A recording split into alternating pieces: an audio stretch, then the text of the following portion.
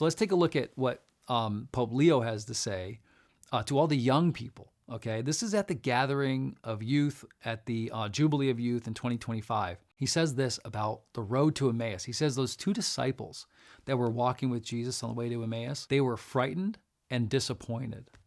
Now, I can understand how young people of today, late teens, early 20s, are disappointed. They're disappointed by the society in which we live. So we're in bad times. So think of this like you're walking with Jesus. The disciples on the road didn't recognize him. This is the risen Christ, right? He's in his glorified state. They don't know that God is walking right next to them. But they're listening to him. He's breaking open the scriptures. He's revealing himself to them. And they're just like, wow. But it doesn't hit their heart until when? When he breaks the bread, the blessing of the bread, right? The consecration. That's when they receive him.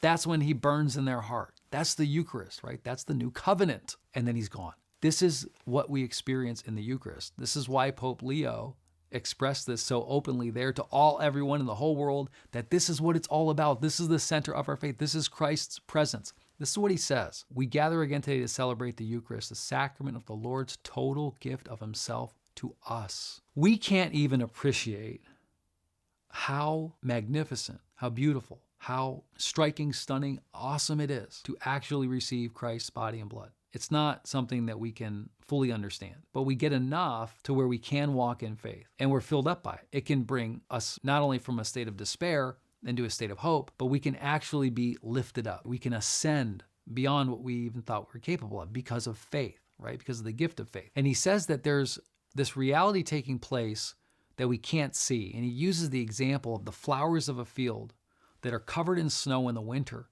and they all die, crumble, and they basically feed the next generation of flowers. So then the spring comes and they come back up. But during that winter, it just looked dead. It was silent, as if there was no life. But it's there under the surface.